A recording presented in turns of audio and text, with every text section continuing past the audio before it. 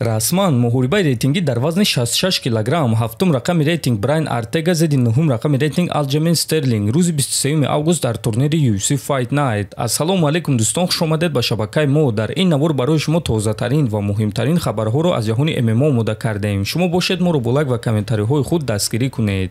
чемпиони вазни 61 килограмми UFC Мераб Двалишвили ба Амрико баргашт ва дарҳол тамринҳоро оғоз кард ва ӯ тамринҳои худро бо варзигари тоҷик ҳамдаста ва шарики спарингии худ Муин Ғафуров оғоз кард. Ин навори тамринҳои онҳо бо чунин суханҳо шарҳ дода шудааст: якум рӯзе ки чемпион баргашт ва дарҳол боз тамрин бо Муин. 2-3 соли охир онҳо шарики спарингии асосӣ барои якдигар буданд, навишта шудааст дар ин навор. Ва дӯстон, хотиррасон мекунем ки ҳам Муин ва ҳам Мераб дар вазни 61 килограмм баромад мекунанд ва ҳамдастанд.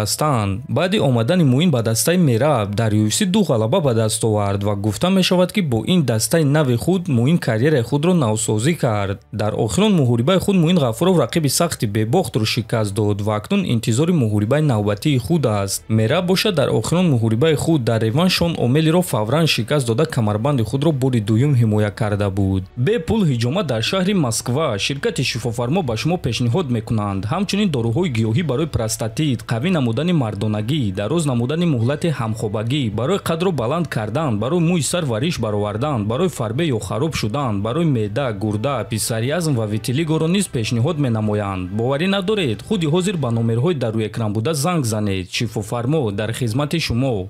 Расман муҳорибаи рейтингӣ дар вазни ним вазнини ACA чорум рақами рейтинг Леонардо Силва бо рекорди 22.7 зидди панҷум рақами рейтинг Фаридун Одилов бо рекорди 18.3 рӯзи 15 август дар Москва дар турнири ACA 190. Ва дӯстон, ташкилоти ACA эълон карданд ки ғолиби ин муҳориба ба пойгаҳи камарбанд баргашта метавонад ва дар қуллаи баландии рейтинг ҷой гирифта метавонад. Хотиррасон мекунем ки Фаридун Одилов дар муҳорибаи охирони худ дар финали гран-при вазни ним вазнини ACA дар муҳориба зидди Адлан Ибрагимов шикаст хӯрда буд ва акнун Фаридун ин мағлубияти худро дар муҳориба зидди Леонардо Силва маҳкам кардан мехоҳад. Леонардо Силва бошад баъди ғалаба дар муҳориба зидди Виталий Бигдаш бармегардад ва ӯ ният дорад ки Фаридунро шикаст диҳад ва баъд бо чемпион Адлан Ибрагимов сеюм муҳориба гузаронад. Силва ва Адлан аллакай ду маротиба ҷангиданд, як маротиба Силва ва як маротиба Адлан ғолиб шудааст. Фаридун Одилов ва Леонардо Силва рӯзи 15 август дар Москва вохӯрда беҳтарини худро муайян мекунанд. Мо ба Фаридун омодагиҳои хуби беосеб орзумандем.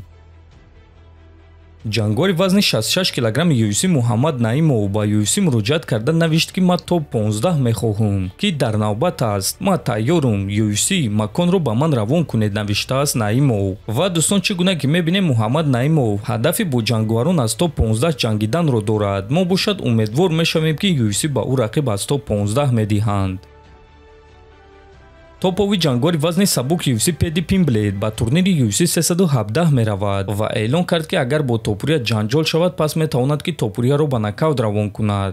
ма проблема намесозум, ма танҳо ба он ҷо мерам. Агар ки ма ӯро дар он ҷо бинум ва байни мо ҷанҷол шавад, ки медонад, шояд ма ӯро ба нокаут равон мекунам ва ана ҳамон вақт ӯ ба муҳориба зидди Оливера баромада наметавонад. Ма аз он одамоне нестам ки ба ягон ҷо омада ҷанҷол ташкил мекунанд. Лекин агар ки ӯ худаш якум ин корро сар кунад, пас ман ин корро ба анҷом мерасонам. Чӣ гуна ки бори аввал мо занозанӣ карда будем. Ҳамон вақт ма худам танҳо будам. Ӯ бошад бо дастаи худ аз 9 одам буданд. Ҷанҷолро ма сар кардам, онҳо сар карданд, ма бошам нуқта гузоштам, гуфтааст Пимблейд. Ва дӯстон, ногуфта намонад ки ҳамчунин ба турнири UFC 317 Геҷи Арман ва боз чӣ хеле ки мебинем Пимблейд меоянд ва аз наздикӣ ин муҳорибаро тамошо мекунанд, чунки яктой аз онҳо бо ғолиби ҷанги Топурия ва Оливера вохӯрда метавонад. Ба фикри худи шумо дӯстон, кадоме аз ин се нафар аз ҳама зиёд арзандаи муҳорибаи унвонӣ аст? Метавонед фикрҳои худро нависед. Ҳатман дар YouTube канали мо обуна шавед. То боздид, хонобуду сарбаланд бошед.